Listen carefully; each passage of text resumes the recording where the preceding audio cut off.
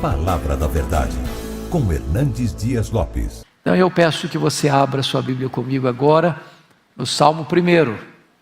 E hoje vamos trabalhar este belíssimo Salmo de Davi. Salmo 1. Mantendo a sua Bíblia aberta comigo nesta passagem. Está escrito o seguinte: bem-aventurado o homem que não anda no conselho dos ímpios, não se detém no caminho dos pecadores, nem se assenta na roda dos escarnecedores. Antes o seu prazer está na lei do Senhor, e na sua lei medita de dia e de noite. Ele é como árvore plantada junto a correntes de águas, que no devido tempo dá o seu fruto, e cuja folhagem não murcha, e tudo quanto ele faz será bem sucedido. Os ímpios não são assim, são porém como a palha que o vento dispersa. Por isso os perversos não prevalecerão no juízo, nem os pecadores na congregação dos justos. Pois o Senhor conhece o caminho dos justos, mas o caminho dos ímpios perecerá. Antes de entrarmos na exposição deste salmo, me permita fazer uma introdução ao livro de Salmos. Vocês todos sabem que Salmos é o livro mais longo, extenso da Bíblia. São 150 poemas, escritos num período de aproximadamente 1000 anos. Porque você tem Salmo de Moisés, como o Salmo 90, que viveu 1500 anos antes de Cristo. E você tem salmos pós-cativeiro babilônico, que ocorreu aí no 5º século antes de Cristo, como o Salmo 126. O livro de Salmos, ele teve vários autores. Você tem Davi, você tem Asaf, você tem os filhos de Coré, né? Você tem Moisés, você tem Salomão, você tem Etã. E este livro, como o Pentateuco, os 5 livros da lei, ele também está dividido em 5 livros. Salmo 1 ou Salmo 41, o primeiro livro, todo ele basicamente de Davi. Depois você tem o segundo livro, 42 ao 72. Aí você tem autores variados. Depois você tem o terceiro livro, 73 a 89. Você tem o quarto livro, Salmo 90 ao 106. E você tem o quinto livro, Salmo 107 ao 150. Os salmos variam de estilo. Você tem salmos de louvor, você tem salmos de lamento, você tem salmos de penitência, você tem salmos imprecatórios e você tem salmos messiânicos. Então, é uma coletânea de poemas que foram agrupados num livro, e esse ajuntamento e esse agrupamento dos salmos provavelmente aconteceu no período pós-cativeiro babilônico. E temos então, portanto, este livro, que é, de certa forma, o inário do povo de Israel. Os salmos eram canções, eram poemas, eram orações, que eram cifradas, metrificadas e cantados. Os reformadores também fizeram isso, metrificar os salmos para cantar os salmos. Se toda a Bíblia fala a nós, os salmos também falam por nós. É possível que seja o livro mais lido da Bíblia. A maioria de nós ainda usa os salmos como literatura devocional, né? E muitas vezes você não apenas lê os salmos, mas você se insere neles a ponto de dizer: o salmista está falando por mim. Ele está traduzindo a minha voz, o meu sentimento, né? Então, com esta breve palavra introdutória, nós vamos considerar juntos o Salmo 1. Eu diria para vocês que o Salmo 1 é o prefácio do Saltério, é a introdução do Saltério, ele é a síntese do Saltério, porque este Salmo vai traçar de maneira eloquente um contraste entre a vida do justo e a vida do ímpio, a felicidade do justo e a ruína do ímpio, a estabilidade do justo, uma árvore plantada junto à corrente de águas, e a instabilidade e insegurança do ímpio, como uma palha. A produtividade do ímpio, ele é como uma árvore frutífera. O ímpio como uma palha seca levada ao vento, destinada ao fogo. O salmista não poderia ser mais gráfico, mais claro, mais nítido, mais eloquente do que foi no Salmo 1. Nesse contraste entre dois homens, dois caminhos, dois destinos. É disso que esse Salmo 1 fala. Então vamos olhar aqui, primeiramente, a felicidade plena do justo. Versos 1 a 3. Diríamos nós que o Salmo 1, ele é uma espécie de paralelo ou muito semelhante ao próprio Sermão do Monte, que começa com a expressão bem-aventurados os humildes, bem-aventurados os mansos, e aí por diante. Ele começa também com a felicidade no seu frontispício. Bem-aventurado. E essa palavra bem-aventurado, tanto no hebraico quanto no grego, não é apenas feliz, mas é muito feliz. E os Salmos começam então dizendo que a felicidade é legítima. A felicidade é o cardápio de Deus na mesa do crente.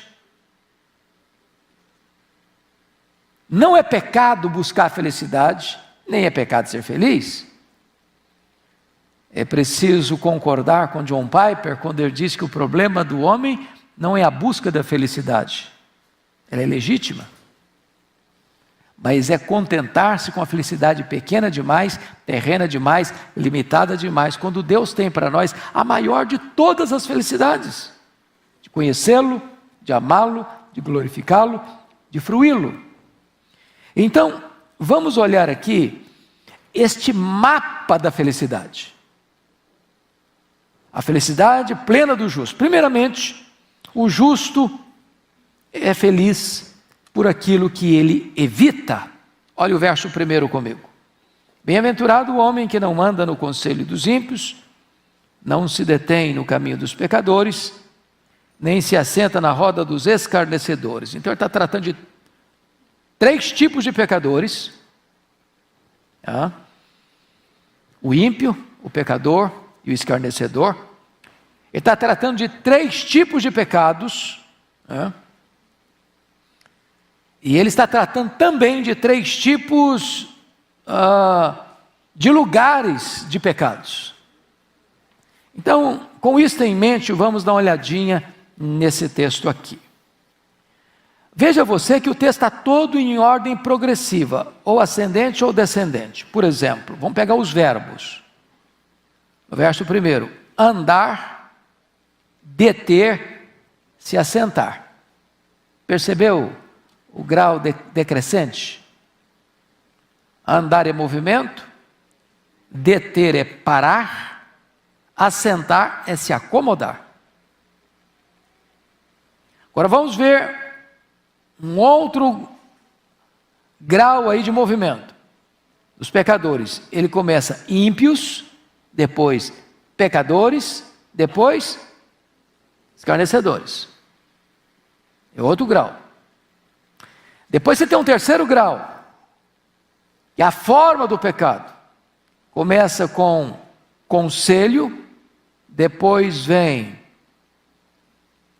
para caminho, depois vem para roda. Então note que, como no único versículo, o Davi tem o cuidado de mostrar a progressão do pecado. E ele diz: como é que você pode ser feliz? Primeiro, você é feliz quando você não adota o estilo de vida, a cosmovisão do ímpio. Bem-aventurado o homem que não anda no conselho dos ímpios. Conselho aqui é a cosmovisão. É o conjunto de normas, de regras que governam essa pessoa. É a maneira dele ver a vida, é a maneira dele enxergar a vida. O ímpio tem um caminho, ele tem uma cosmovisão, ele tem um conjunto de valores para ele, que não são os valores de Deus, que não são os princípios de Deus. Talvez o valor de levar vantagem em tudo, de aproveitar o máximo, de explorar o máximo, de beber todas as taças dos prazeres, de curtir a vida, de procurar a felicidade na riqueza, no poder, na fama, no sucesso, no sexo, nas aventuras. O ímpio tem essa maneira de olhar para a vida e dizer: a felicidade está aqui, a felicidade está ali, a felicidade está acolá, beba todas as taças, não se reprima, aproveite. Ele está dizendo: você quer ser feliz? Não entre nesses conselhos, não siga esses conselhos. Se você for acolher esses conselhos, que o mundo acha legal, que o mundo gosta, que o mundo aplaude, que o mundo aprova, você vai se arruinar, você vai quebrar a cabeça. Lá no final, tem um fel amargo. Então, o primeiro princípio da felicidade é esse: não ande no conselho dos ímpios. Mas ele diz além: bem-aventurado o homem que não anda no conselho dos ímpios, nem se detém no caminho dos pecadores. Então perceba você que a pessoa começa andando, depois ela olha, gosta, é atraída, é fisgada, e ela o quê? Para, se detém. Já se estacionou, já foi fisgado. Vejam vocês que o mundo é o sistema, Então nós temos aqui três coisas: nós temos o mundo, o sistema, nós temos a carne, que é a nossa natureza pecaminosa, e você tem também um terceiro elemento aqui, que é o diabo. São os três elementos da nossa guerra. Então você está caminhando, o homem vê uma cena que o atrai, e aí ele é fisgado, a carne dele puxa para aquilo, a vontade da natureza adâmica puxa para aquilo, e o diabo, que é o espírito que atua nos filhos da desobediência, vai lá e risca fósforo na gasolina. O autor está dizendo o seguinte: você quer ser feliz? Não ande nesses conselhos, nesses valores. Vale tudo, pode tudo, nada tem nada a ver. A ditadura do relativismo. Cuidado para você não ser fisgado. Porque se você parar nesse caminho, você escorrega. Você vai para o chão, você cai. Mas ele avança um pouco mais e diz assim: bem-aventurado é o homem que não se assenta na roda dos escarnecedores. Bom, assentar-se à roda é muito mais do que deter. Você parou, você foi fisgado, você foi atraído, você foi puxado, você foi quase que arrastado pela sua natureza e pela tentação do maligno. Agora chegou o momento de capitulação. Agora ele não é alguém espectador que está olhando, agora ele é um deles. Ele se assentou à roda, ele faz parte do time, ele se agregou, ele se matriculou. Ele agora é um dos. E note que conselho do ímpio, vamos pegar agora as palavras. Ímpio não tem nada a ver com uma pessoa imoral, depravada. O ímpio pode ser uma pessoa espetacular, gente boa, gente admirável, gente aplaudida. A palavra ímpio traz a ideia daquele que não leva Deus em conta. O cara é um ateu, mas é um grande cientista. Ele é um ateu, mas ele é um grande advogado, um grande médico, um grande engenheiro, um grande professor. Ele não leva os valores de Deus em conta, mas ele é aplaudido pela sociedade. Ele tem uma cosmovisão, ele tem um entendimento da vida, a lente dele enxerga a vida por outro ângulo. E a Bíblia diz: não entre no conselho dele, não siga a visão dele, não abrace a cosmovisão dele. Agora, caminho do pecador. Pecador já é uma palavra que vai além de ímpio, avança um pouco mais. A palavra pecado é aquele que erra o alvo, é aquele que desobedece, é aquele que conscientemente e deliberadamente opta, escolhe o caminho largo, o caminho das facilidades, o caminho onde é proibido proibir, onde vale tudo. Você decide. Você não deve se reprimir.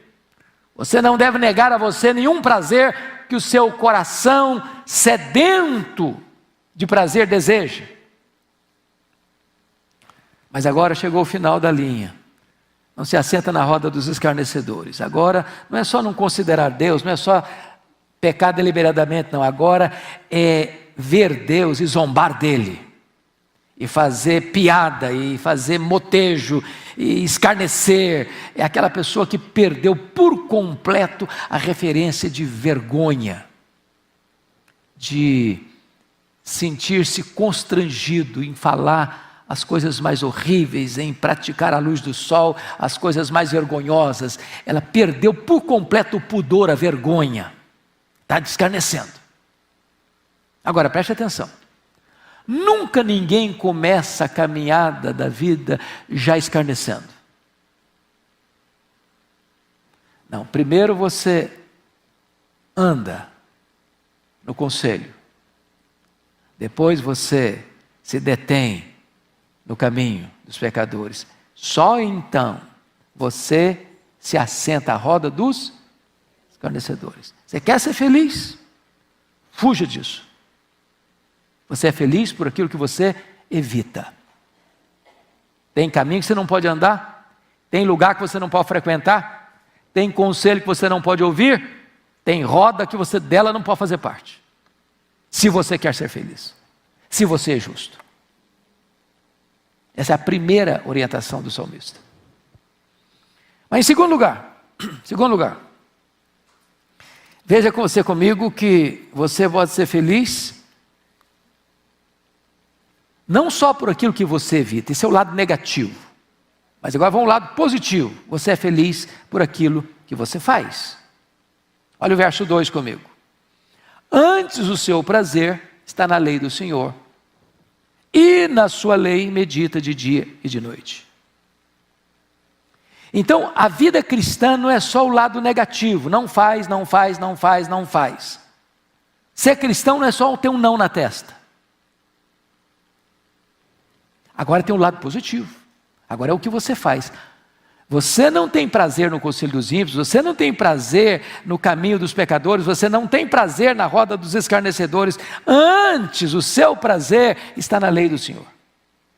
E lei do Senhor aqui não é só a Torá, não é só o Pentateuco. Lei do Senhor é uma expressão que o Salmo 119 usa 8 expressões diferentes para mostrar toda a palavra de Deus. Seu prazer está na lei do Senhor. Seu prazer está na palavra de Deus. E o que você faz com essa palavra? Você medita nela de dia e de noite. E meditar de dia e de noite, gente, não é que você não vai trabalhar mais. Não é que você está lá na sua empresa, você é empregado, e está lá e você está enrolado no seu serviço, com a boa justificativa. Bom, gente, eu estou enrolando meu serviço aqui porque eu estou obedecendo uma ordem de Deus. Tem que meditar de dia e de noite. Não é isso não. Faz favor de trabalhar direitinho, de não roubar o tempo do seu patrão. de não tomar o tempo da sua empresa. Mas o que é meditar de dia e de noite? Preste atenção que ele usou a palavra meditar. Não sei se vocês estão atentos para isso, mas o boi tem 2 estômagos. Se você tem familiaridade com a vida rural, o boi pasta, depois repara. Ou ele deita. E aí ele vai tirar aquilo que estava lá no estômago depositado e vai ruminar, mastigar, degustar, saborear. Então você lê a Bíblia, mas você não pode ler assim, en passant, só não. Tem gente que eu li a Bíblia 30 vezes, mas passou assim, pá. Não parou. Não concentrou. Não digeriu.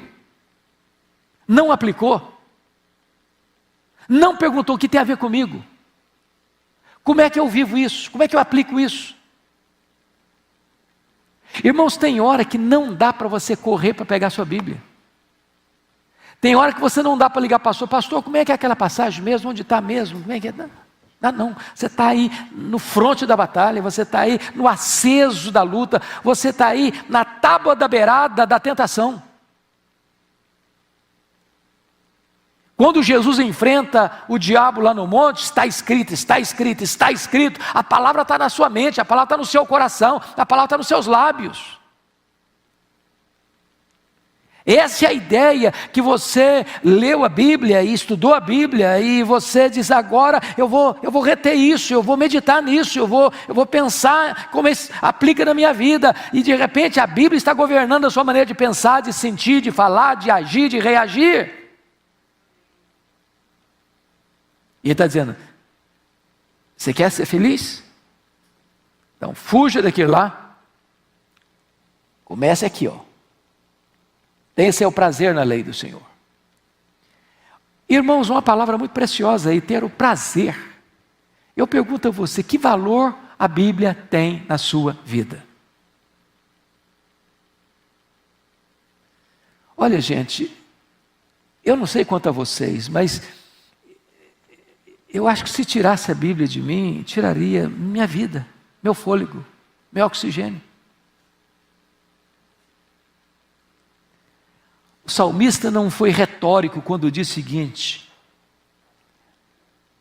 a tua palavra é mais preciosa do que muito ouro depurado, e ela é mais doce do que o mel e o destilar dos favos. A Bíblia não é um livro mágico, a Bíblia não é um livro místico, a Bíblia não é um livro para você abrir no Salmo 91 e botar na sua sala para espantar demônio, para ser um amuleto, uma ferradura atrás da porta. A Bíblia é um livro para você ler, para você entender, para você meditar, para você degustar, para você aplicar, para formatar a sua cosmovisão, para você pensar biblicamente, para você falar biblicamente, para você agir biblicamente, para você reagir biblicamente. Se você fizer isso, você vai ser feliz.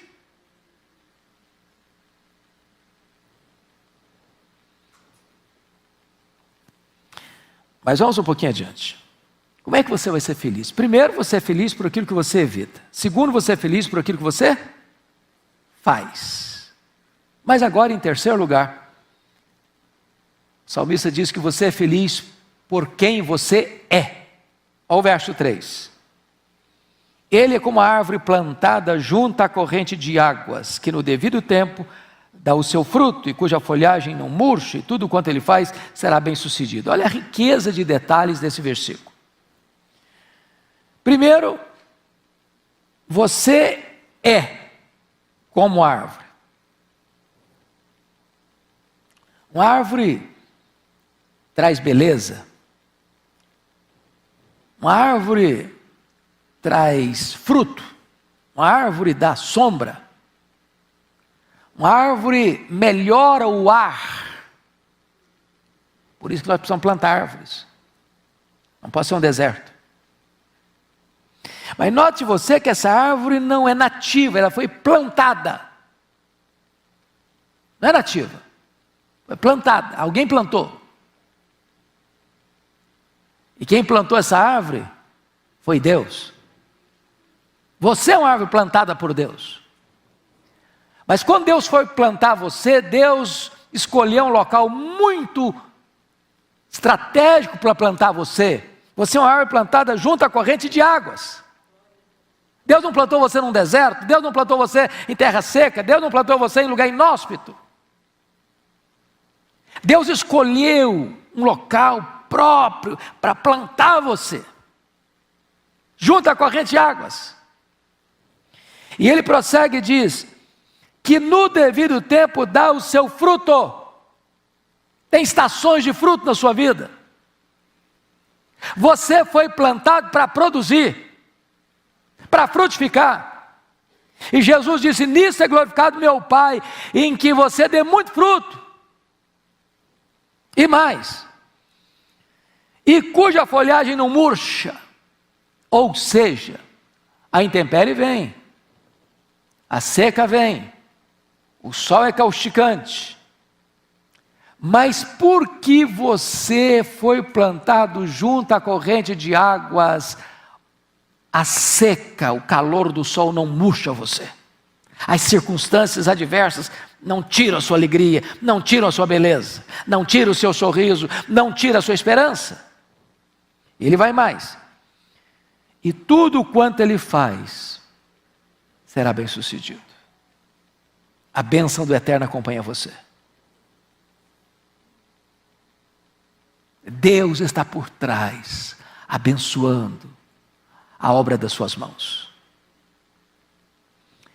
Então vejam vocês, que o texto vai nos informar que você e eu somos esta árvore. Eu, como disse, concluí o meu comentário de Salmos e uma das fontes de pesquisa foi a revista do nosso pastor, Arival. Eu busquei, rebusquei e garimpei tudo o que eu podia sobre os Salmos. E o Arival, na sua revista, vai falar aqui de 5 coisas do justo como a árvore.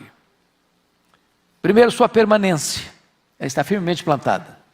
Segundo, a sua posição, ela está plantada junto à corrente de águas. Terceiro, a sua produtividade, no devido tempo dá o seu fruto. Quarto, a sua perpetuidade, a folhagem não murcha. Quinto, a sua prosperidade, tudo quanto ele faz será bem sucedido. Bom, declarada então a felicidade do justo, agora Davi vai contrastar o justo com o ímpio. Quando você olha o cenário do mundo aí, irmãos, parece que o ímpio está ganhando de goleada. Ganhando de goleada. Chega o carnaval, agora está proibido, né? 4 dias, pulando e dançando atrás de um trio elétrico, bebendo todas.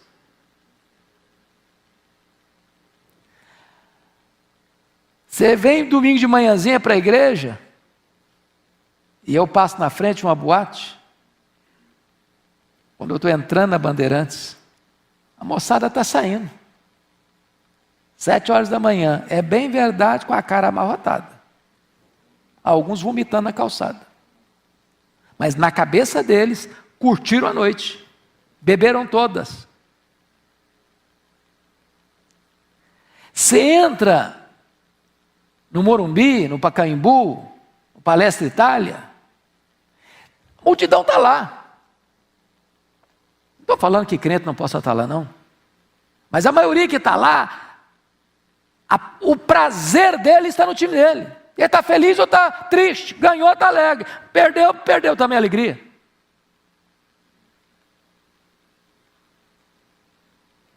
Ganhou dinheiro, está feliz.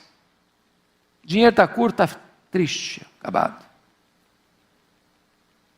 Ele vai contrastar então a alegria permanente do cristão, do justo, com esta infelicidade do ímpio. Então vamos ver o que vai acontecer aqui. Olha o versículo 4, ele diz assim: os ímpios não são assim. Assim como uma árvore frutífera. São, porém, como a palha que o vento dispersa. Não poderia ter um contraste mais gritante do que este. Contraste de uma árvore plantada junto à fonte, que no devido tempo dá o seu fruto, a folhagem não murcha, tudo quanto ele faz é bem sucedido, como a palha que o vento dispersa. Ele contrasta a estabilidade da árvore com a leveza, sem raiz, da palha. Ele contrasta o verdor da árvore que não murcha a folha com a palha seca. Ele contrasta os frutos da árvore doces ao paladar e nutritivos com a palha seca, que não alimenta nada e nem ninguém. Ele contrasta o bem-sucedido do justo com a palha que está voando para o fogo e destruição. O mundo aí fora pensa que nós somos quadrados. Pensa que nós estamos por fora. Que a vida está pulsando do lado de lá. O mundo pensa como o pródigo que chegou para o pai e disse: pai, o negócio é o seguinte, essa casa está chata demais, esse negócio de ficar aqui não está com nada, a vida está pulsando do outro lado, e é para lá que eu quero ir, e tem uma coisa, e eu quero a minha herança, e eu sei que eu só posso ter direito para o senhor morrer, mas no meu coração o senhor já morreu, então o senhor me dá logo, porque eu quero é curtir a vida. E essa curtição acontece. E as taças do pecado são doces ao paladar, mas amargas no estômago. Daqui a pouquinho a pessoa experimenta drogas, daqui a pouquinho ela pula de cama em cama, daqui a pouquinho ela faz as mais loucas aventuras, daqui a pouquinho ela curte todas, ela experimenta todas, ela vive tudo e experimenta tudo e corre atrás de tudo, e quando espreme, só vaidade, bolha de sabão, seco como uma palha, sem qualquer conteúdo, sem qualquer consistência, sem qualquer significado que possa preencher o coração. Palha destinada para o fogo.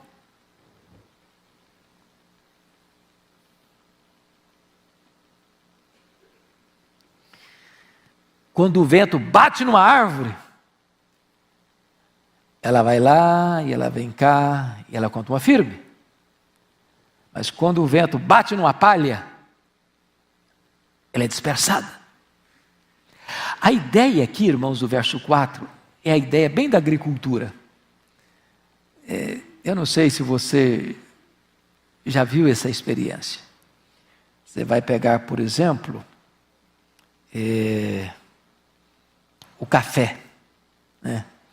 Hoje a agricultura está muito desenvolvida, mas lá atrás, na coisa mais assim elementar, o agricultor vai lá e derriça o café, cai no chão, ele limpa o chão, derriça o café com palha e tudo, com terra e tudo, faz os montes, aí vem o camarada que é o abanador, aí bota a peneira, joga tudo para dentro da peneira, terra, palha, café, e ele joga para o alto, a palha dispersa, o grão fica, joga de novo, a moinha vai embora, e o café fica. No final, você olha na peneira, só tem grão, só tem fruto, a palha foi embora, foi dispersa. O ímpio é assim, o grão fica, a palha vai embora, destinada para o fogo.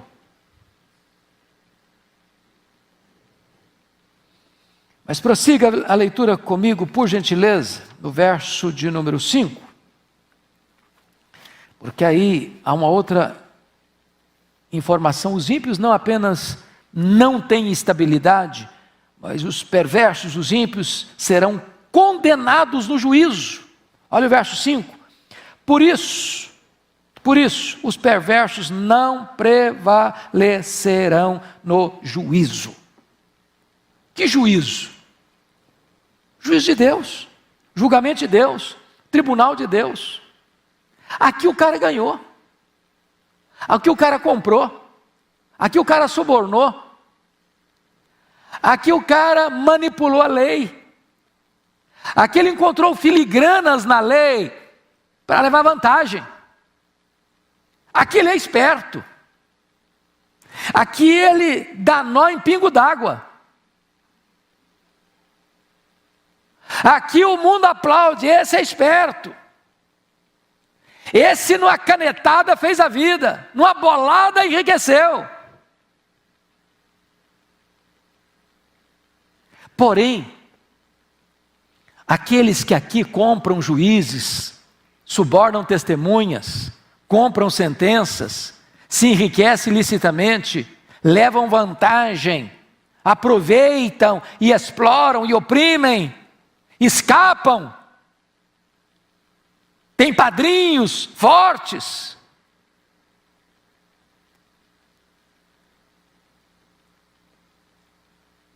São tidos como os tais nos egrégios tribunais e escapam.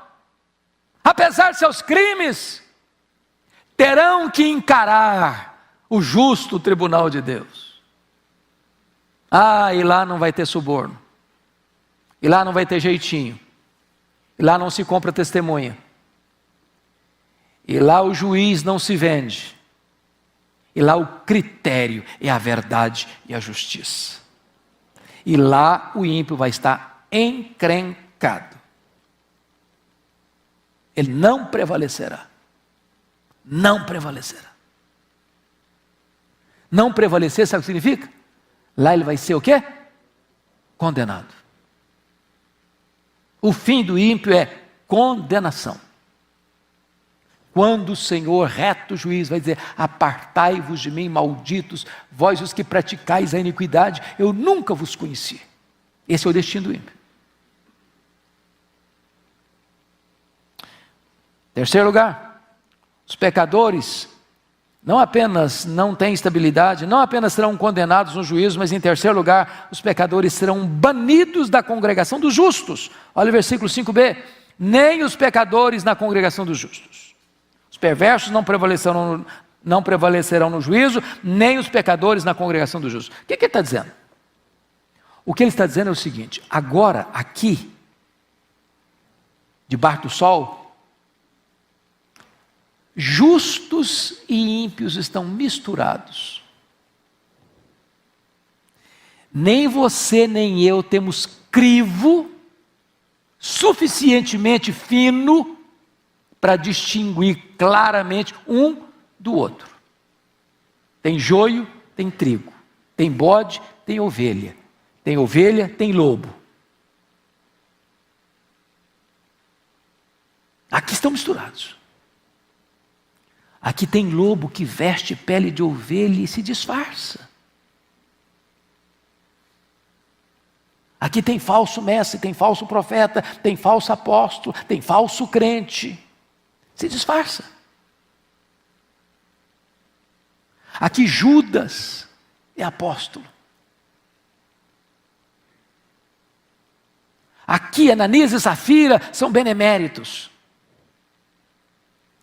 Mas naquele grande dia, diz a Escritura, que os pecadores serão banidos da congregação dos justos.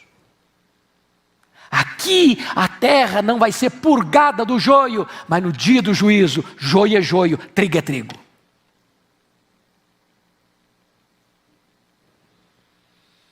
Pois bem, eu quero concluir com o verso 6. Porque o verso 6, eu chamo a sua atenção para isso, ele é a conclusão desse salmo. Conclusão. O que está escrito aí? Pois o Senhor conhece o caminho dos justos, mas o caminho dos ímpios perecerá. 2 homens, 2 caminhos, 2 destinos.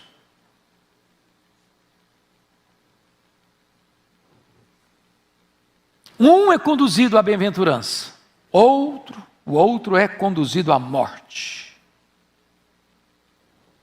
Então, o versículo 6, ele sumaria o contraste dos 5 primeiros versículos. Quando a Bíblia diz que o Senhor conhece o caminho dos justos, a palavra conhecer, tanto no hebraico quanto no grego, vai muito além de ser informado acerca de. Não é conhecimento teórico apenas. Este é um conhecimento experimental. Deus tem um íntimo relacionamento e conhecimento e experiência com o caminho do justo. O caminho do justo é uma estrada estreita, claro, mas conduz à glória. O caminho do ímpio é um caminho largo, espaçoso, trafegado por muita gente, mas conduz ao inferno.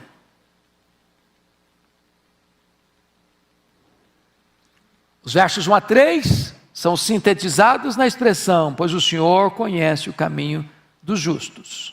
Os versos 4 e 5 são sumariados pelo final do verso 6, mas o caminho dos ímpios perecerá. Nós temos aqui então 2 homens, 2 caminhos, 2 destinos. Na abertura dos Salmos, no prefácio dos Salmos, na introdução dos Salmos, Davi já está dizendo o seguinte: olha, você só tem 2 opções. Qual que você vai escolher? É como se Davi, na linguagem de Deuteronômio, dissesse assim: estou colocando diante de vocês 2 escolhas, a vida e a morte. Escolhe a vida para que você viva. É com essa perspectiva que eu convido você a participar conosco daqui para frente desta linda jornada, desta linda aventura de estudar o livro de Salmos. Deus abençoe sua vida, Deus abençoe seu coração, e é muito gostoso ver essa sala repleta nessa jornada belíssima de estudar a palavra de Deus. Vamos ficar em pé e vamos orar.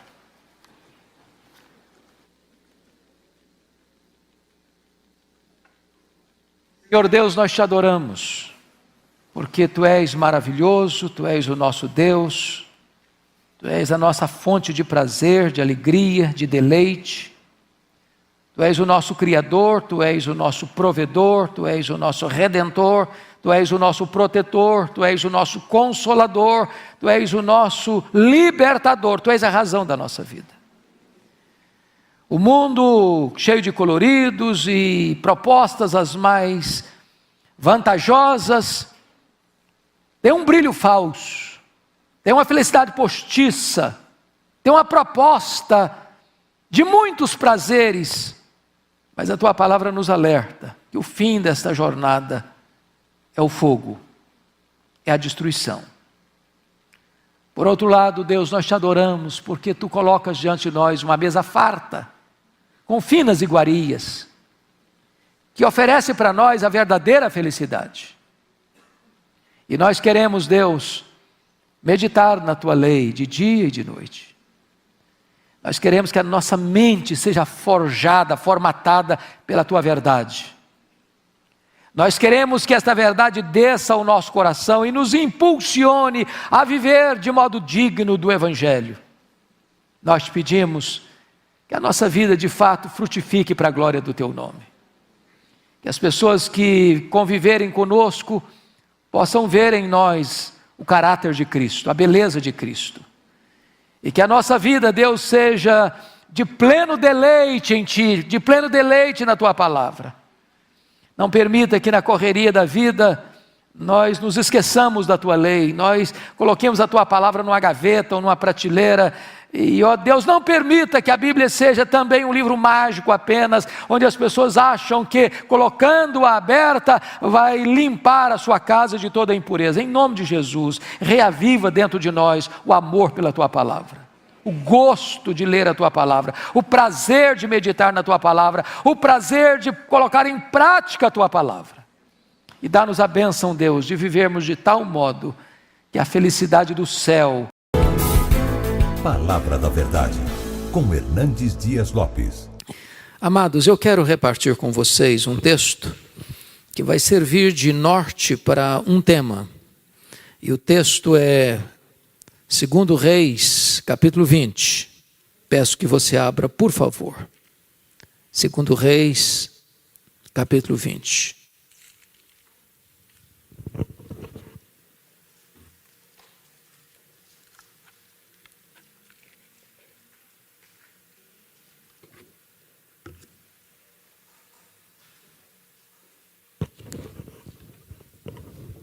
Nós vamos ler até o versículo 11. Naqueles dias, Ezequias adoeceu de uma enfermidade mortal. Veio ter com ele o profeta Isaías, filho de Amós, e lhe disse: assim diz o Senhor, põe em ordem a tua casa, porque morrerás e não viverás. Então virou Ezequias o rosto para a parede e orou ao Senhor, dizendo: lembra-te, Senhor, peço-te, de que andei diante de ti com fidelidade, com inteireza de coração, e fiz o que era reto aos teus olhos, e chorou muitíssimo. Antes que Isaías tivesse saído da parte central da cidade, veio a ele a palavra do Senhor, dizendo: volta e dize a Ezequias, príncipe do meu povo, assim diz o Senhor, o Deus de Davi teu pai, ouvi a tua oração e vi as tuas lágrimas. Eis que eu te curarei, ao terceiro dia subirás à casa do Senhor. Acrescentarei aos teus dias 15 anos, e das mãos do rei da Síria te livrarei, a ti e a esta cidade. E defenderei esta cidade por amor de mim e por amor de Davi, meu servo. Disse mais Isaías: tomai uma pasta de figos, tomaram-na e a puseram sobre a úlcera, e ele recuperou a saúde. Ezequias disse a Isaías: qual será o sinal de que o Senhor me curará e de que ao terceiro dia subirei à casa do Senhor? Respondeu Isaías: ser-te-á isto da parte do Senhor como sinal de que ele cumprirá a palavra que disse. Adiantar-se-á a sombra 10 graus ou os retrocederá? Então disse Ezequias: é fácil que a sombra adiante 10 graus. Tal, porém, não suceda. Antes, retroceda 10 graus. Então o profeta Isaías clamou ao Senhor e fez retroceder 10 graus a sombra lançada pelo sol declinante no relógio de Acaz. Amém. Eu quero pensar com vocês sobre o tema investindo nas futuras gerações. Investindo nas futuras gerações. O rei Ezequias começou a governar o reino de Judá com 25 anos de idade. Reinou 29 anos. Morreu com 54 anos. Seu pai foi um monstro. Ele era filho de Acaz, um homem mau, um homem idólatra, um homem que chegou a sacrificar um filho aos deuses pagãos, um homem que encheu Jerusalém de ídolos, que profanou a casa de Deus, que infestou Jerusalém e o reino de Judá de ídolos, de idolatria, que fechou a casa de Deus. Um homem que fez mal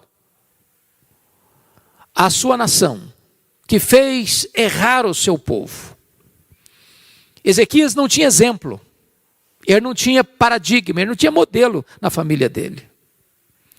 Ezequias reprova a tese de John Locke, que o homem é uma folha em branco, que ele é produto do meio.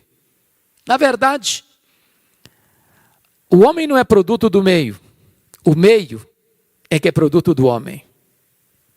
Não é o meio que corrompe o homem, é o homem que corrompe o meio. Ezequias reprova a tese de John Jacques Rousseau, de que o homem é essencialmente bom. Não, o rei Acaz não era essencialmente bom. Mas apesar de ter uma família completamente desajustada, apesar de ter um pai completamente mau, Ezequias opta por ser um homem diferente. E ele foi um rei piedoso, a ponto da Bíblia dizer que antes dele ninguém foi igual a ele, e depois dele ninguém foi semelhante a ele. Em outras palavras, Ezequias foi um homem singular. Um homem que limpou a casa de Deus da idolatria. Um homem que promoveu reformas importantes, restaurando o fervor espiritual da sua nação. Um homem que abriu a casa de Deus e experimentou um poderoso avivamento. Um homem que, com a bênção de Deus, formou um grande exército conquistador e que acumulou e granjeou fortunas e riquezas e fortaleceu o seu reino. Porém, foi no seu período de governo que a Síria dominou o reino do norte e sitiou e tomou Samaria e levou as 10 tribos do norte para o cativeiro. Também foi no seu governo, 14 anos depois que ele estava reinando, no auge da sua administração, é que 2 problemas gravíssimos lhe aconteceram. Esta mesma Síria, que a essas alturas era o mais poderoso império do mundo, cercou Jerusalém com um forte grupo de soldados, pelo menos 185 mil soldados. A cidade fica sitiada, Jerusalém não tem como preparar uma resistência àquele sítio, àquele cerco tão terrível. E se não bastasse este problema de um cerco militar, de um ataque poderosíssimo, de um exército cruel e expansionista, nessa mesma data, Ezequias enfrenta um segundo problema, uma doença, uma úlcera, que a medicina da época não conseguiu contornar. E ele recebe então a visita do profeta Isaías, mandado pelo próprio Deus, com um ultimato para ele. E o ultimato era este: põe em ordem a tua casa, porque morrerás e não viverás. Aquilo não foi um conselho apenas, foi um ultimato. E o rei, com tanto poder, com tantas fortunas, não tem mais nada a não ser uma parede. E para a parede ele se volta e ora fervorosamente e chora copiosamente, e Deus responde rapidamente. O profeta não tinha saído do centro da cidade ainda, quando o próprio Deus o ordena: vai lá, volta ao rei e dize a Ezequias, príncipe do meu povo, eu ouvi a sua oração, eu vi as suas lágrimas, eu te curarei e te darei mais 15 anos, e livrarei Jerusalém do poder da Síria, e no 3º dia tu subirás à casa de Deus. Pois bem, naquela conjuntura de afronta da Síria, quando o líder dizia para ele: renda-se, porque nenhum Deus pode livrar você da minha mão. O anjo do Senhor, não foi um anjo, o anjo do Senhor. Uma expressão da segunda pessoa da Trindade pré-encarnada. Naquela noite, matou 185 mil soldados assírios. E Deus livrou Jerusalém do poder da Síria. Mas quando o profeta chega para Ezequias, para lhe dar essa informação de 2 milagres que ele contemplaria, a cura da doença e a libertação do ataque assírio, o rei pergunta ao profeta: que sinal eu tenho de que Deus vai me curar e que no 3º dia eu subirei à casa de Deus? E o profeta lhe pergunta: o que você quer? Que a sombra do relógio de Acais avance 10 graus ou retroceda 10 graus? O rei pensou: no mundo inteiro, relógio só anda para frente. Você nunca viu o relógio da marcha ré. É fácil avançar. Tal não aconteça. Se é que Deus vai fazer um milagre, eu quero maior, que retroceda 10 graus. E diz a Bíblia que Isaías ora e Deus retrocede 10 graus na sombra do relógio de Acás, para dar evidência ao rei de que Deus falara a verdade, de que promessa de Deus e realidade são a mesma coisa. Um grande milagre, um estupendo milagre, um extraordinário milagre, que reverbera para fora dos horizontes de Israel, que vai chegar lá na longínqua Babilônia, que estava se formando e ensaiando a se tornar o mais poderoso império do mundo. Pois bem, o que aconteceu depois disto? Vejamos. A Bíblia diz que o rei da Babilônia, ao saber deste estupendo milagre, forma uma comitiva diplomática, compra presentes, escreve cartas e envia essa comitiva diplomática para se alegrar com o rei Ezequias, congratular-se com ele. E quando ele recebe essa comitiva, diz a Bíblia, ele abre os seus tesouros, ele abre o seu palácio, ele abre o seu arsenal, e ele revela quão poderoso, quão grande, quão magnífico ele era. Quantas riquezas, quanto poder, quanto arsenal bélico, quanta força, quanto esplendor, quanta riqueza. E eu queria que vocês, por favor, conferissem isso comigo, a partir do versículo 12 do texto lido. Nesse tempo, Merodach-Baladã, filho de Baladã, rei da Babilônia, enviou cartas e um presente a Ezequias, porque soube que estivera doente. Ezequias se agradou dos mensageiros e lhes mostrou toda a casa de seu tesouro, a prata, o ouro, as especiarias, os óleos finos, o seu arsenal e tudo quanto se achava nos seus tesouros. Nenhuma coisa houve, nem em sua casa, nem em todo o seu domínio, que Ezequias não lhes mostrasse. Mas o relato de Reis não registra um detalhe que está por trás de toda essa demonstração do seu poder e da sua glória. E eu gostaria que vocês fossem comigo para o segundo livro das Crônicas 32, depois retornaremos para esse texto, porque lá tem uma informação muito importante.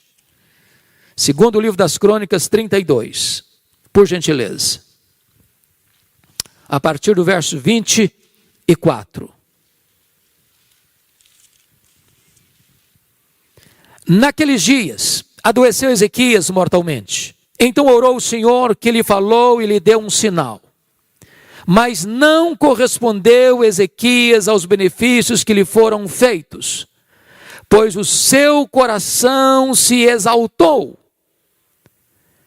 pelo que houve ira contra ele e contra Judá e Jerusalém. Irmãos amados, receber um milagre de Deus é um grande privilégio, mas é também uma grande responsabilidade. Porque quando Ezequias recebe aquela comitiva diplomática da Babilônia, e ele abre os seus tesouros, e ele mostra o seu arsenal, e ele mostra o ouro, a prata, a sua grandeza, o seu esplendor, a sua riqueza, diz a Bíblia que ele não deu uma palavra sequer para exaltar a Deus, para glorificar a Deus, para reconhecer que a libertação da Síria e a cura milagrosa viera de Deus. Ele enalteceu a si mesmo. Ele não exaltou a Deus. Aquilo foi mal aos olhos do Senhor. Qual é o resultado disso? Eu preciso que você volte comigo, por favor, para o texto original, 2 Reis 20, para entendermos o que aconteceu. Por gentileza, olha aí comigo. Versículo 14 agora. Está escrito o seguinte: então Isaías, o profeta, veio ao rei Ezequias e lhe disse: que foi que aqueles homens disseram? E de onde vieram a ti? Respondeu Ezequias: de uma terra longínqua vieram, da Babilônia. Perguntou ele: que viram em tua casa? Respondeu Ezequias: viram tudo quanto há em minha casa. Coisa nenhuma há nos meus tesouros que eu não lhes mostrasse. Agora veja a palavra de Isaías para o rei. Então disse Isaías a Ezequias: ouve a palavra do Senhor. Eis que virão dias em que tudo quanto houver em tua casa, com o que entesouraram teus pais, até o dia de hoje será levado para a Babilônia. Nada, não ficará coisa alguma, disse o Senhor. O que está acontecendo aqui? O profeta Isaías vai dizer para o rei o seguinte: olha, esse reino, diante do qual você abriu sua casa, seus tesouros, mostrou seu arsenal, vai se tornar um grande reino. Amanhã, esse reino virá, diante do qual você se engrandeceu, diante do qual você não deu glória a Deus, diante do qual você não reconheceu que tudo que você recebeu, a libertação do cerco inimigo e a cura da sua doença mortal, veio de Deus ou vieram de Deus, e você não reconheceu isso. Esse reino virá no futuro e vai saquear tudo, e vai espoliar tudo, e vai levar tudo embora, não vai ficar nada. E mais, veja comigo ainda, verso 18: dos teus próprios filhos que tu gerares, tomarão para que sejam eunucos no palácio do rei da Babilônia. Segunda coisa, dos filhos que tu gerares, serão levados prisioneiros, cativos. Tem mais, serão feitos eunucos, em outras palavras, serão castrados, não poderão gerar. Você quer coisa pior do que isso? Uma invasão militar? Um saque? Uma expoliação? Uma rapinagem? Filhos escravos? Filhos castrados? Quer coisa pior que essa? Agora veja a resposta do rei ao profeta. Versículo 19. Então disse Ezequias a Isaías: boa é a palavra do Senhor que disseste. Bom, você não entendeu o que eu falei? Você não entendeu? Eu estou falando que a Babilônia virá, vai saquear tudo, vai levar tudo embora, não vai deixar nada. Eu estou falando que dos filhos que tu gerares serão levados cativos, vão ser castrados. E você vem me dizer que boa essa palavra, você ficou louco, você endoidou, você perdeu o juízo. Mas veja a justificativa do rei. Agora ele não falou, agora ele pensou. Está escrito aí: pois pensava, haverá paz e segurança em meus dias. Sabe o que ele está dizendo, trocando em miúdos? Quando isso acontecer, eu já bati as botas há muito tempo. Não vou estar mais aqui.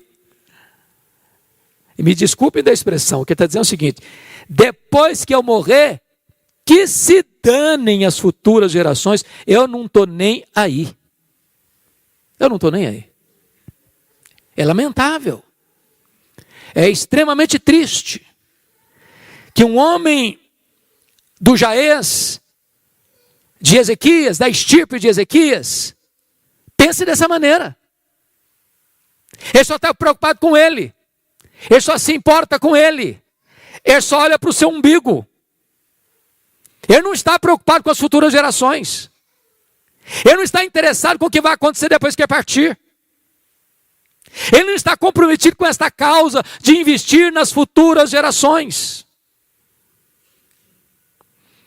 Pois bem, vamos prosseguir nesse entendimento. Vejamos agora o capítulo 21. Tinha Manassés 12 anos de idade, porque está escrito aí, no verso 21, do 20, descansou Ezequias com seus pais, e Manassés, seu filho, reinou no seu lugar. Vamos entender agora. Tinha Manassés 12 anos de idade quando começou a reinar, e reinou 55 anos em Jerusalém. Bom, qual a conclusão que vocês chegaram aqui? Quantos anos você começou a reinar? 12 anos. Qual a conclusão que vocês chegaram? Se Ezequias adoecer a tua casa, porque morrerás e não viverás. Veja você que pôr em ordem a casa é mais do que pôr em ordem a vida. Nenhum homem, nenhuma mulher está preparado para morrer se ainda não colocou sua casa em ordem. Porque Deus não nos chamou apenas para viver egoisticamente. Deus nos chamou para investir na nossa família e nas futuras gerações. Agora pense comigo que se Ezequias tivesse levado a sério essa ordem de Deus, sabendo que Manassés era o seu sucessor e o seu herdeiro, e sabendo que Deus tinha dado uma ordem tão clara e tão incisiva e tão eloquente para ele, o que ele teria feito? Ele teria investido nesse menino. Ele teria discipulado esse filho. Ele teria feito de tudo para transmitir a sua fé para esse filho. Ele teria caminhado com esse filho, ensinado esse filho, dado exemplo para esse filho, preparado esse menino para o reino de Judá, para ser o grande líder, para ser melhor que ele. Mas o que aconteceu? Vamos ver. Versículo 2. Fez Manassés o que era mal perante o Senhor, segundo as abominações dos gentios, que o Senhor expulsara das suas possessões e diante dos filhos de Israel. Pois tornou a edificar os altos que Ezequias seu pai havia destruído, e levantou altares a Baal, e fez um poste ídolo como o que fizera Acabe, rei de Israel, e se prostrou diante de todo o exército dos céus, e o serviu. Verso 4, edificou altares na casa do Senhor, da qual o Senhor tinha dito, em Jerusalém porei o meu nome. Verso 5, também edificou altares a todo o exército dos céus, nos 2 átrios da casa do Senhor. Olha o verso 6. E queimou a seu filho como sacrifício, adivinhava pelas nuvens, era agoureiro, tratava com médiuns e feiticeiros, prosseguiu em fazer o que era mal perante o Senhor, para o provocar a ira. Olha o verso 9. Manassés de tal modo os fez errar, que fizeram pior do que as nações que o Senhor tinha destruído diante dos filhos de Israel. Mas tem mais. Olha o verso 16. Além disso, Manassés derramou muitíssimo sangue inocente, até encher Jerusalém de um a outro extremo, afora seu pecado, com que fez pecar a Judá, praticando o que era mal perante o Senhor. Na verdade, Manassés foi um monstro. Foi o pior rei de Judá. Feiticeiro. Adorava os astros. Edificou ídolos. Levantou ídolos dentro da casa de Deus. Era agoureiro. Adivinhava pelas nuvens. O cara era a pior estirpe de gente que podia existir. Era um demônio em pele humana. Parece-nos que ele tinha birra com o pai. Tudo que o pai fez, ele desfez. Tudo que o pai era, ele queria ser o contrário. O que está por trás disso aqui? O que está por trás disso aqui, meus irmãos, é que Ezequias, como dissera, pelo menos eu terei paz nos meus dias, aquilo não foi só um pensamento, aquilo foi uma filosofia de vida. De fato, ele não investiu nem no seu filho, quanto mais nas futuras gerações. Talvez para ele significava demais seu filho ser seu herdeiro e ser o próximo rei de Judá. Era tudo para ele. Poder, riqueza, fama, glória humana. Mas ele não moveu uma palha para transmitir a fé, para levar aquele menino a uma experiência com Deus, para ensinar aquele menino os preceitos de Deus, para que ele temesse a Deus e pudesse influenciar as futuras gerações. Há um texto na Bíblia que me choca profundamente. Eu queria que você lesse comigo. Porque esta profecia de Isaías se cumpriu. Essa Babilônia se tornou um grande império. Prevaleceu sobre o Império Assírio. Dominou o mundo. E houve um dia em que esse império, chamado Império Babilônico, foi para Jerusalém. Cercou Jerusalém. E invadiu Jerusalém. E destruiu Jerusalém. E queimou o templo que Salomão construiu. E passou o fio da espada, homens, mulheres, pisando crianças, forçando jovens. E Jeremias, que foi testemunho ocular dessa tragédia, chegou a dizer que mais felizes foram os que morreram à espada do que os que morreram de fome dentro dos muros de Jerusalém. Agora vejam comigo o relato que Jeremias vai fazer dessa invasão da Babilônia em Jerusalém, em cumprimento à profecia de Isaías ao rei Ezequias. Abra aí comigo Jeremias capítulo 15. Jeremias 15, versos de 1 a 4.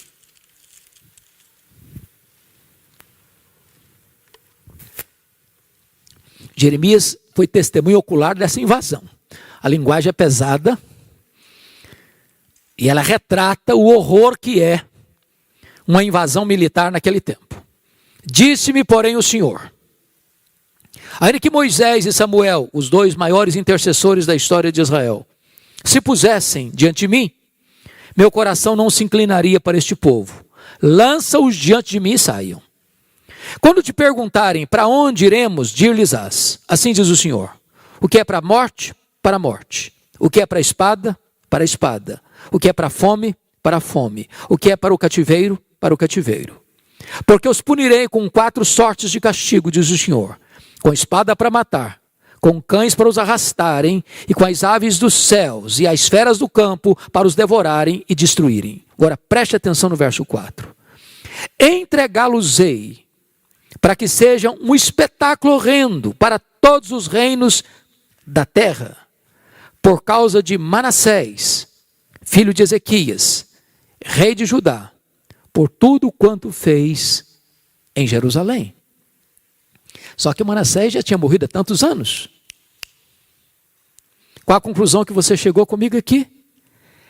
É que o amargo cativeiro da Babilônia nasceu dentro da casa do rei Ezequias.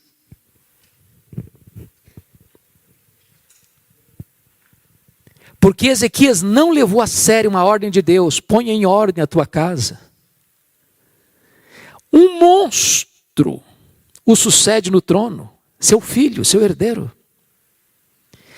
E esse monstro chamado Manassés foi tão cruel, foi tão mau, foi tão perverso, foi tão idólatra, que o cativeiro babilônico ou a destruição de Jerusalém vem como consequência de seus pecados. Irmãos amados, nós não somos neutros, nós estamos hoje fazendo uma semeadura para o futuro. Nós precisamos desesperadamente investir nos nossos filhos, nos nossos netos e nas futuras gerações. Não basta você ser uma pessoa piedosa, você precisa passar o bastão da fé para os seus filhos, para os seus netos, para as futuras gerações.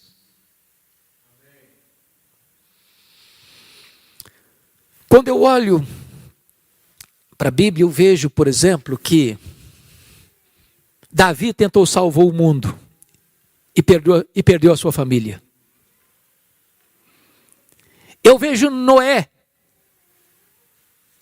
perdendo o mundo, mas salvando a sua família. Alguém já disse que Noé foi o maior evangelista de todos os tempos. Ele levou toda a sua família para a arca. Talvez nós pudéssemos ser instrumentos nas mãos de Deus para salvar o mundo através da nossa família.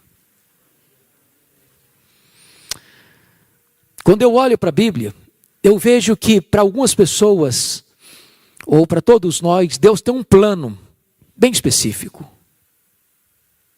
Por exemplo, qual era o grande projeto de Deus na vida de Moisés? Tirar o povo da escravidão do Egito. Qual era o grande propósito de Deus na vida de Josué? Era introduzir o povo na terra prometida. Qual era o grande propósito de Deus na vida de Davi? Era unificar um reino. Qual era o grande propósito de Deus na vida de Salomão? Era construir o templo para adoração a Deus. Qual era o grande propósito de Deus na vida de Neemias? Era reconstruir a cidade de Jerusalém. Qual era o grande propósito de Deus na vida de João Batista? Era preparar o caminho do Senhor para que ele se manifestasse. Qual era o grande propósito de Deus na vida de Pedro? É que ele abrisse a porta do evangelho para judeus e gentios. Qual era o grande propósito de Deus na vida de Paulo? É que ele levasse o evangelho para longe, para os gentios, para as mais longínquas províncias do Império Romano. Talvez você pergunte, mas qual o propósito de Deus para aquele que nós chamamos de o pai dos crentes? O pai da fé? Abraão. Eu queria que você lesse isso comigo. Olha lá comigo em Gênesis, por favor. Capítulo 18. Isso é magnífico. Gênesis capítulo 18. Versos 18 e 19. Visto que Abraão certamente virá a ser uma grande e poderosa nação, e nele serão benditas todas as nações da terra, porque eu o escolhi para que ordene a seus filhos e a sua casa depois dele, a fim de que guardem os caminhos do Senhor e pratiquem a justiça e o juízo, para que o Senhor faça vir sobre Abraão o que tem falado a seu respeito. Preste atenção nesse detalhe aqui. Eu o escolhi para quê? Olha o propósito. Para quê? Para que o quê? Para que ordene a seus filhos e a sua casa depois dele. Com que finalidade? A fim de que guarde o caminho do Senhor e pratique a justiça e o juízo. Em outras palavras, Deus escolheu Abraão para isso. Para que ele influenciasse os seus filhos, a sua descendência, as futuras gerações. Mas pense comigo só uma coisa aqui. Quando Isaac, o filho da promessa, nasceu, quantos anos tinha Abraão? Quantos? 100 anos. Com que idade Isaac casou? 40 anos. Então quantos anos tem Abraão? 140. A mulher do Isaac, a Rebeca, era estéril. Quantos anos ele orou por ela para que ela fosse curada e concebesse? Quantos? 20 anos. Então quando o Isaac e a Rebeca receberam 2 bebês em casa, o Esaú e o Jacó, quantos anos tinha Isaac? 60 anos. Quantos anos tem Abraão? 160 anos. Com que idade Abraão morreu? 175. Então quantos anos Abraão teve para conviver com os netos? 15 anos. Só 15 anos. Como é que você entende isso? Que Deus o escolheu com um propósito de ensinar os seus filhos, a sua descendência, a pôr em Deus a sua confiança e a obedecer os preceitos de Deus. Como assim? Se ele só pôde conviver com os netos 15 anos, os netos bebês e ele já no auge da sua velhice.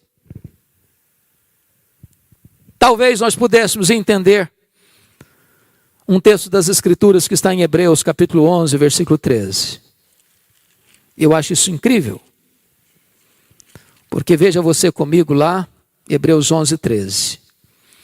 Está escrito o seguinte: todos estes, está falando da família patriarcal, todos estes morreram na fé, sem ter obtido as promessas, vendo-as, porém, de longe, e saudando-as, e confessando que eram estrangeiros e peregrinos sobre a terra. É como se eu visse, pastor Juarez, o Abraão na ponta dos pés, olhando para frente, olhando para o futuro, olhando para as nações, olhando para a igreja, olhando para os descendentes, porque todo aquele que crê em Abraão é filho de Abraão, porque os verdadeiros filhos de Abraão não são os que têm o sangue de Abraão correndo em suas veias, mas são os que têm a fé de Abraão habitando em seu coração, e ele estiver saudando a promessa, eu quero que o meu filho, que aquele que lá em Curitiba, exatamente no mês de maio de 2021, ponha em Deus a sua confiança. Ele é meu filho, ela é minha filha, ponha em Deus a confiança, ponha em Deus a confiança, ponha em Deus a confiança. Este homem está comprometido com as futuras gerações. Bendito seja o Senhor. Amados irmãos, eu fico olhando para a Bíblia e tentando encontrar exemplos que nos inspire nesse particular. E eu gostaria de pensar com vocês num homem que eu admiro tanto. Um homem que teve 3 funções importantes de liderança em Israel, que foi Samuel. Ele foi juiz, ele foi profeta, ele foi sacerdote. Um homem que foi consagrado a Deus desde o ventre. Um homem que começa cedo e termina com as suas cãs, com uma vida irrepreensível.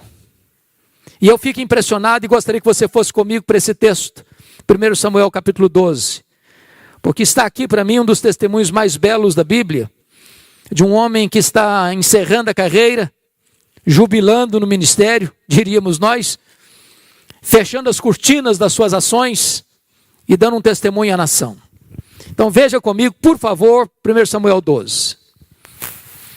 Está escrito assim: Então disse Samuel a todo Israel: Eis que ouvi a vossa voz em tudo quanto me dissestes e constituí sobre vós um rei. Agora, pois, eis que tendes o rei à vossa frente. Agora o testemunho. Já envelheci, estou cheio de cãs, e meus filhos estão convosco. O meu procedimento esteve diante de vós desde a minha mocidade até o dia de hoje. Portanto, a vida toda, diante do povo, ele está dando um relatório para o povo. Olha o verso de número 3. Eis-me aqui, testemunhai contra mim perante o Senhor e perante o seu ungido. De quem tomei o boi? De quem tomei o jumento? A quem defraudei? A quem oprimi? Das mãos de quem aceitei suborno para encobrir com eles os meus olhos? E vô-lo restituirei. Eu fico pensando se os nossos líderes no Brasil pudessem chegar diante da nação para uma prestação de contas assim. Brasília, Curitiba, São Paulo, Rio de Janeiro. A nação toda diante dele. E ele dando o seu relatório. Verso 4. Então responderam: Em nada nos defraudaste, nem nos oprimiste, nem tomaste coisa alguma das mãos de ninguém. Um homem que lidou com muito dinheiro, ele era o líder político e religioso. Não entrou nem um centavo para o bolso dele, de dinheiro mal adquirido, de corrupção, íntegro, transparente, honesto, correto.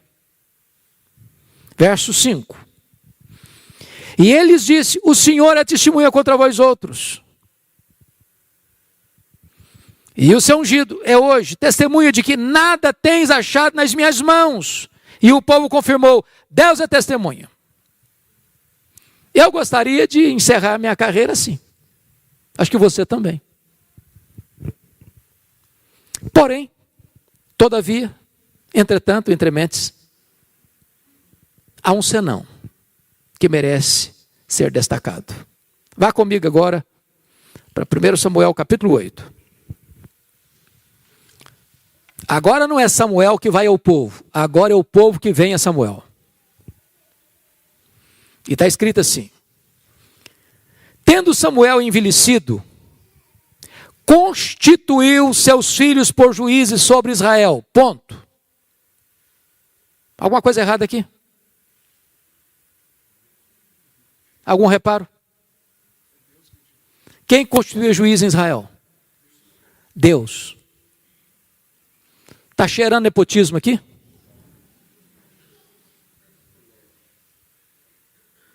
Samuel constitui seus filhos. E via de regra era um juiz. Ele constitui seus filhos. Juízes. Não era competência dele.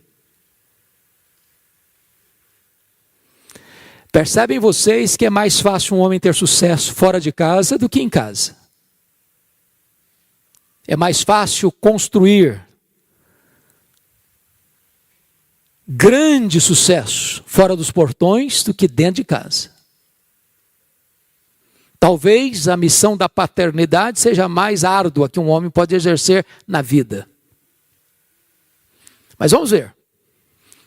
Versículo 3. Porém seus filhos não andaram pelos caminhos dele, antes se inclinaram à avareza e aceitaram subornos e perverteram o direito. Qual a conclusão que vocês estão chegando comigo aqui? Que o ponto forte de Samuel, integridade, não aceitar corrupção, não pegar dinheiro de forma desonesta, não se enriquecer ilicitamente, foi exatamente a marca dos filhos dele. O contrário dele. Eu fico até imaginando aqueles meninos, vendo o pai mexer com tanto dinheiro, vivendo numa magrela, passando dificuldade, querendo ir no McDonald's, não podia ir. Um tênis de marca não podia comprar. Uma roupa assim mais elegante, não podia. Pai mexendo com dinheiro demais, mas nada entrava no cofre da família. E os meninos pensando, o dia que a gente assumir esse negócio com a gente vai ser diferente. O que acontece? Veja comigo, por favor. Versículo de número 4. Então os anciãos todos de Israel se congregaram e vieram a Samuel a Ramá. Veja você que não foram alguns dos anciãos, nem a maioria dos anciãos, mas quantos anciãos? Todos. Toda a liderança veio a ele. E lhes disseram, verso 5, vê, já estás velho, e teus filhos não andam pelos teus caminhos. Constitui-nos, pois, agora um rei sobre nós, para que nos governe, como tem todas as nações. Preste atenção no que os líderes estão dizendo para Samuel. Ô Samuel, você é um cara legal. Você já está velho, quase batendo as botas. Se você vivesse mais tempo, com você nós fecharíamos. Mas com seus filhos, não. Você os constituiu juízes, mas eles não têm a mesma qualidade moral que você tem, eles não têm o mesmo compromisso que você tem, eles não têm os mesmos valores que você tem. Então, sob a liderança dos seus filhos, nós não queremos ficar. Então, antes de bater as botas, antes de morrer, faça-nos um favor, constitui-nos um rei, porque na liderança dos seus meninos nós não queremos ficar. Conclusão que vocês chegaram comigo? Assim como o cativeiro da Babilônia nasceu dentro da casa do rei Ezequias, a monarquia em Israel, rejeitando o governo teocrático, o governo de Deus, nasceu dentro da casa de Samuel.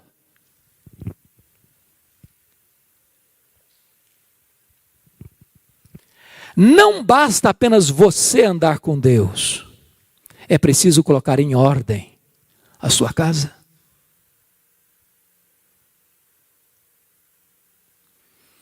A nossa geração dá muito valor a coisas. E nós estamos cada dia mais fascinados com coisas. E nós acumulamos coisas. E nós ajuntamos muitas coisas. E nosso coração vai ficando cada vez mais vazio.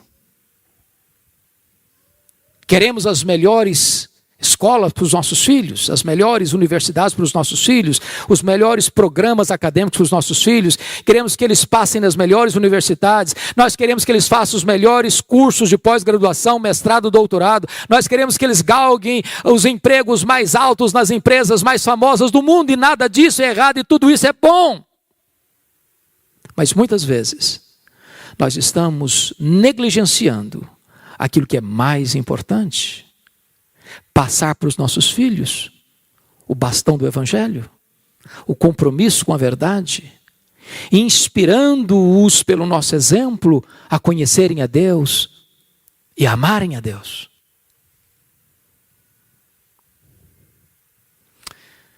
Meus irmãos, nós estamos numa corrida de revezamento.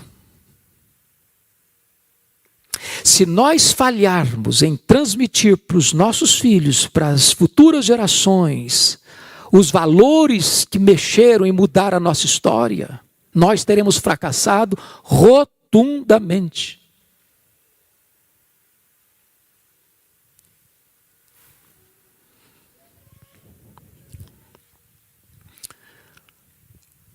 Nós estamos comemorando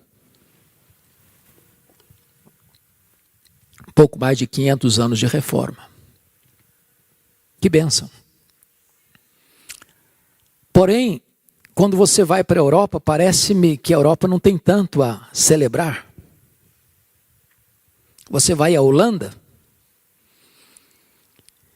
e as igrejas estavam cheias de pessoas para buscarem a face de Deus até a década de 1960. De 1960 para cá, os templos estão lá, mas vazios. De vez em quando uma palestra social, de vez em quando um concerto musical, mas o povo não vem mais para a igreja no domingo para ouvir um sermão, para cantar louvores a Deus. Você vai para a Escócia, o berço do presbiterianismo, e nós fomos na capital, um dos templos mais belos, perto do castelo, e quando eu entrei, um templo belíssimo, com a torre empinada aos céus, e eu não vi bancos, eu não vi púlpito, porque o templo foi vendido, e hoje funciona ali dentro um bar, as pessoas se assentam ali para beber, na terra de John Knox, onde o pai do presbiterianismo chorava e dizia: dá-me a Escócia para Jesus, senão eu morro. Você vai para a Inglaterra, dos grandes avivamentos, John Wesley, George Whitefield, John Charles Ryle, William Wilberforce, William Carey, Charles Haddon Spurgeon, Mark Lloyd Jones, John Stott. Hoje menos de 4% dos ingleses frequentam a igreja evangélica. Os templos estão sendo vendidos e transformados em museus, em boates, em bares, em mesquitas muçulmanas. Por quê, irmãos? Porque os pais estão falhando em passar o bastão do evangelho para os seus filhos. Você chega em algumas igrejas na Europa e quando tem gente, você olha, é um mar de cabecinhas brancas. Porque a moçada não está mais.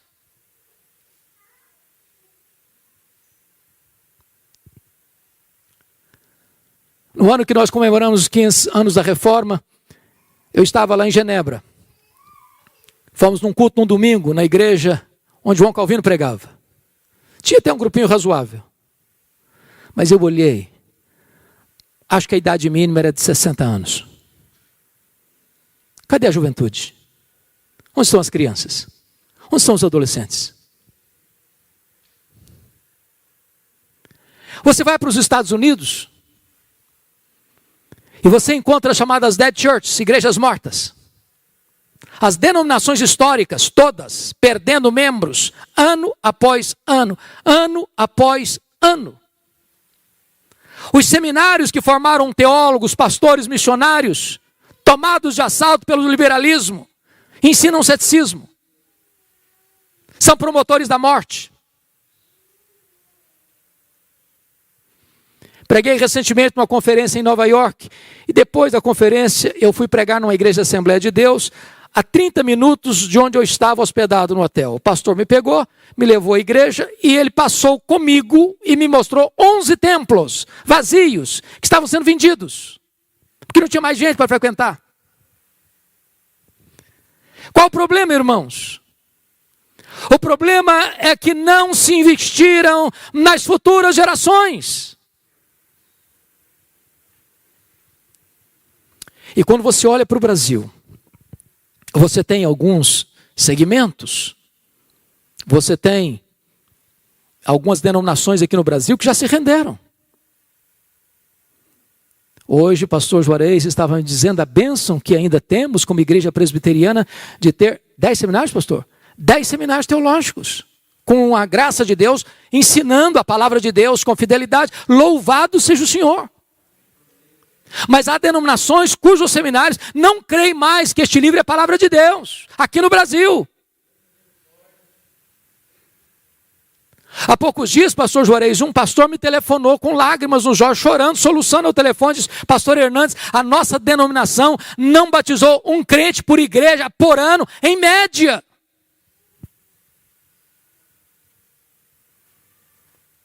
Você olha para o Brasil e você vê mega templos lotados, hiperlotados, mas não tem evangelho. Não se prega sobre a graça, não se prega sobre a justificação pela fé, não se prega sobre arrependimento, não se prega sobre vida eterna, não se prega sobre a fé salvadora, não se prega sobre as verdades benditas. Onde não tem evangelho, não tem o Deus da palavra.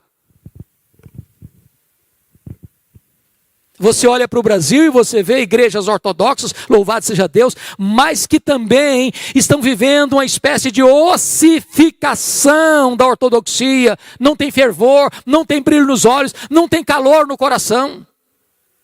E a moçada começa a olhar para a incoerência, para a inconsistência, dizendo, não é isso que eu quero. Então, amados, eu não vejo um assunto mais urgente do que este para a família refletir. Nós precisamos estar comprometidos com as futuras gerações. Com as futuras gerações. Quando eu vejo a Bíblia, eu noto que aquela geração que saiu do Egito morreu no deserto. Eram 600 mil homens, fora mulheres e crianças, segundo alguns estudiosos, 2 milhões de pessoas. Todas elas morreram no deserto, exceto 2 pessoas, Josué e Caleb. A segunda geração que nasceu no deserto é que entrou na terra prometida. Ninguém entrou na terra prometida, exceto Josué e Caleb, com menos de 40 anos, com mais de 40 anos. Geração jovem. Mas diz a Bíblia que a terceira geração que nasceu na terra prometida não conhecia Deus mais. Falharam em obedecer ao que Deus havia orientado. Estas palavras que hoje te ordeno, amarás, pois o Senhor teu Deus de todo o coração, de toda a tua alma, de todo o teu entendimento, amarás, estas palavras estarão no teu coração e tu as inculcarás aos teus filhos, falando para eles no levantar, no deitar, no caminhar. Ou seja, basta 3 gerações para uma igreja perder o rumo. Posso estar equivocado, mas parece que os nossos avós foram mais crentes que os nossos pais. Parece que os nossos pais foram mais crentes do que nós. Parece até que nós estamos sendo mais crentes que os nossos filhos. Se Deus não tiver misericórdia, e se nós não nos empenharmos, pode ser que nas futuras gerações os filhos da fé se desencaminhem. E eu queria concluir, levando vocês a 2 textos. O primeiro deles, Salmo 78, por favor. E eu termino aqui.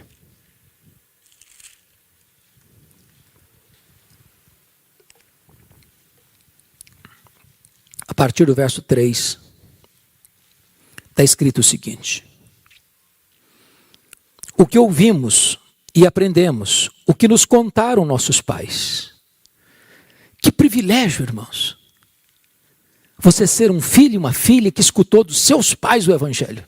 Deixa eu fazer uma perguntinha diagnóstica aqui. Quem aqui nasceu num lar evangélico? Por favor, levante a mão.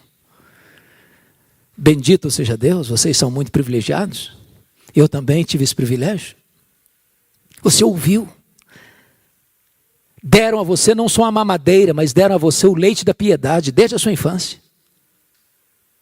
Agora, privilégio implica em compromisso, em promessa. Olha o verso 4. O que nos contaram nossos pais, não encobriremos a seus filhos, contaremos à vindoura geração os louvores do Senhor e o seu poder e as maravilhas que fez. Não retenha este evangelho só para você. Fale para os seus filhos, fale para as futuras gerações, conte para eles o que Deus fez na sua vida, os milagres de Deus, a providência de Deus, como Deus escuta a oração, como Deus é fiel, como Deus é bom, como Deus livrou você de apertos. Conta para os seus filhos. Que os heróis da fé sejam os heróis dos nossos filhos e não os heróis da televisão, não os heróis dos artistas, não os heróis jogadores de futebol. Que os heróis de Deus sejam os heróis dos nossos netos. Conta para eles. Com que propósito? Olha comigo o verso 5 a 7. Ele estabeleceu um testemunho em Jacó. instituiu uma lei em Israel. E ordenou a nossos pais que o transmitisse a seus filhos. Não é petição, não é sugestão, é ordem. A fim de que a nova geração os conhecesse. Filhos que ainda hão de nascer, se levantasse e por sua vez os referisse aos seus descendentes, para que pusessem em Deus a sua confiança e não se esquecesse dos feitos de Deus, mas li ou observasse os mandamentos. Louvado seja o Senhor.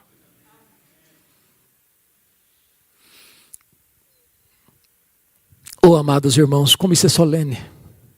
Como isso é solene. E eu queria fazer um apelo aos papais, às mamães, aos avós.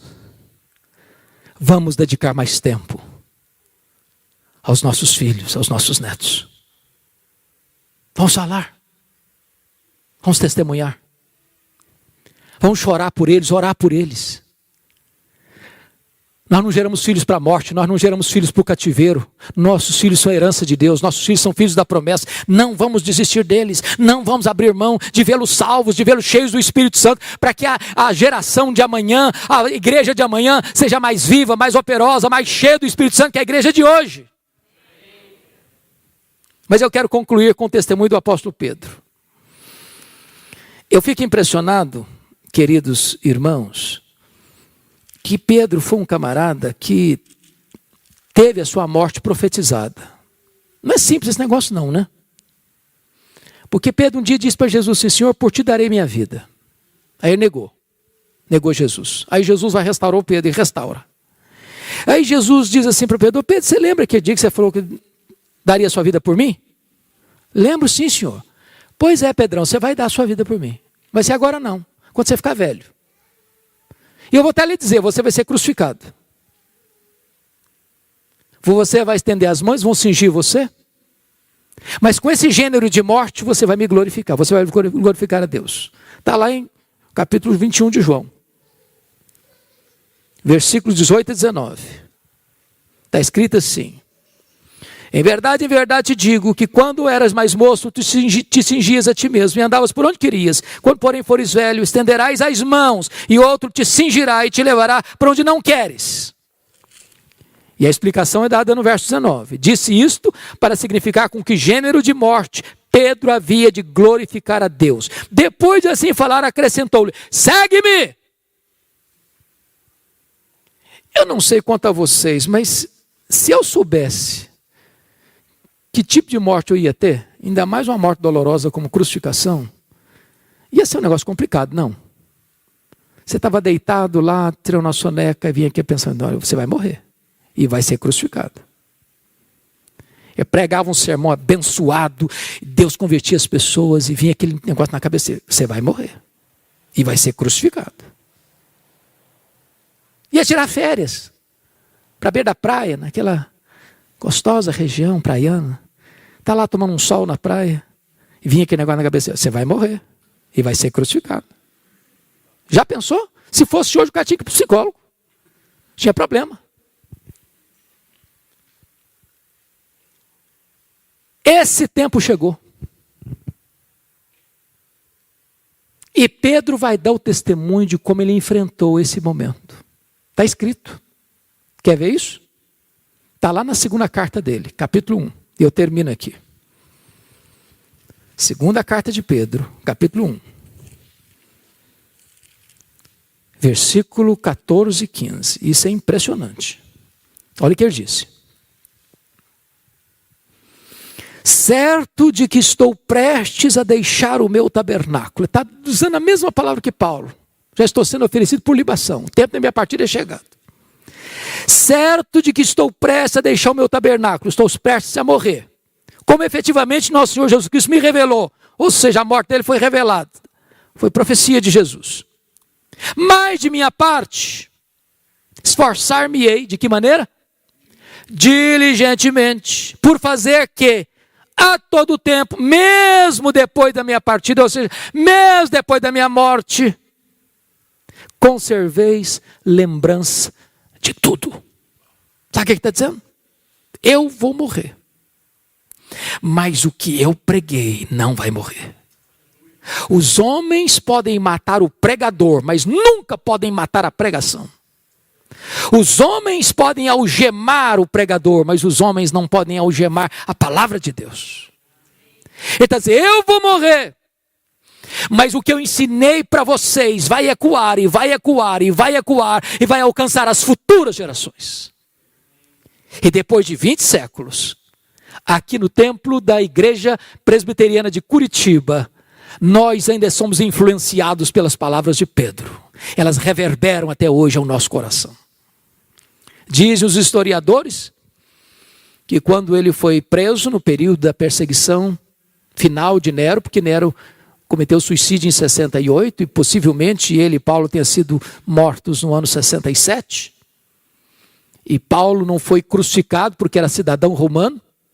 Então, mesmo tendo pena de morte, morreu degolado. Mas Pedro era um cidadão comum e foi crucificado.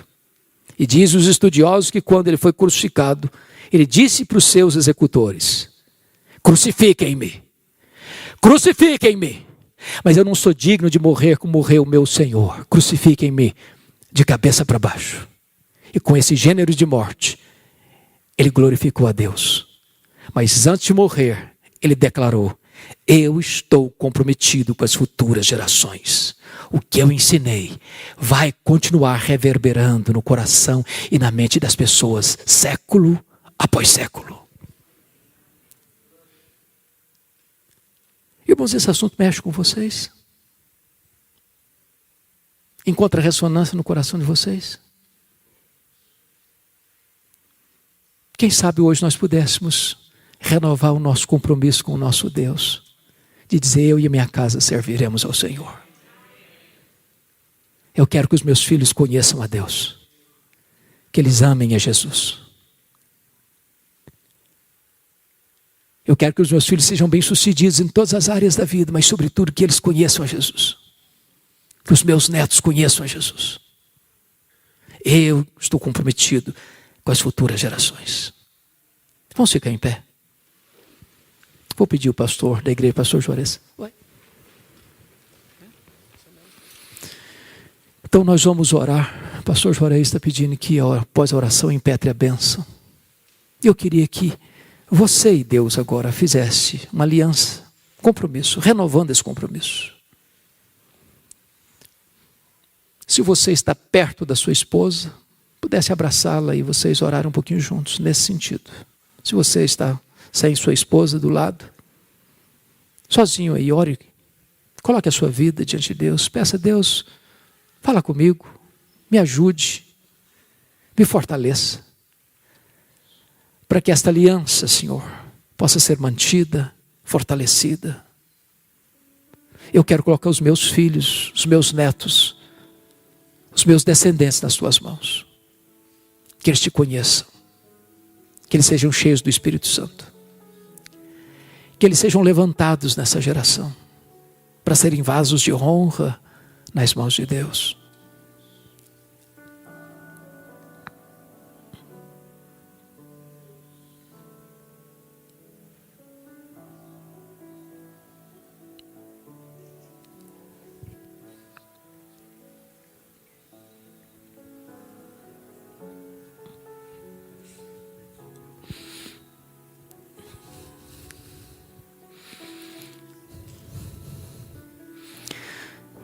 Ó Deus querido,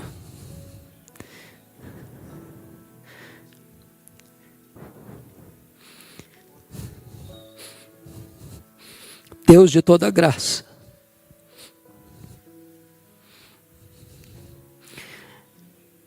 por amor do teu nome, volta o teu rosto para nós. Aqui está o teu povo, Senhor. As ovelhas do teu pastoreio, a quem tu amas. Como nós precisamos, Deus, de um tempo de restauração. Restauração na nossa vida, restauração no nosso casamento, restauração na nossa família, restauração dos nossos filhos, dos nossos netos.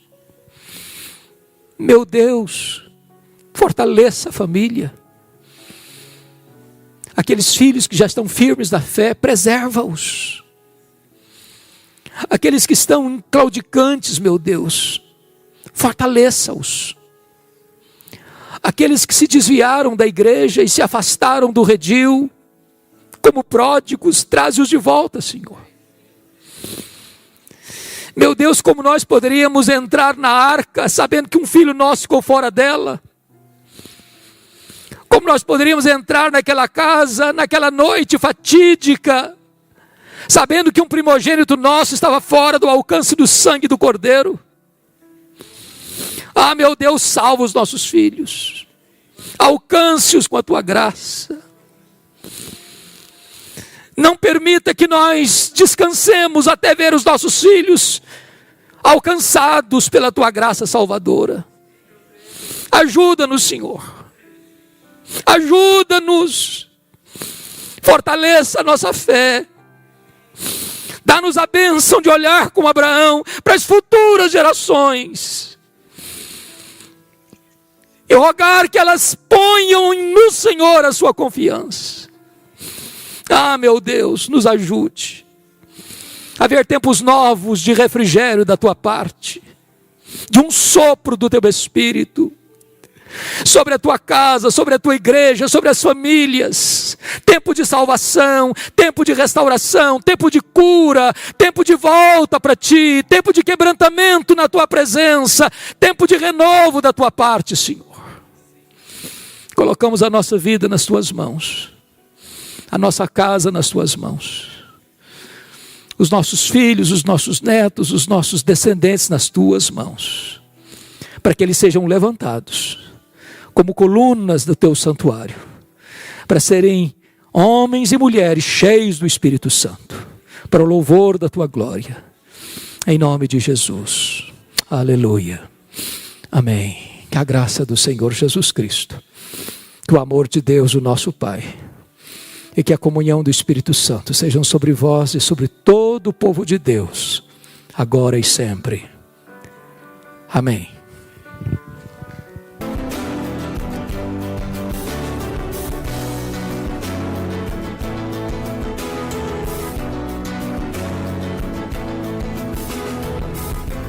Palavra da Verdade, com Hernandes Dias Lopes.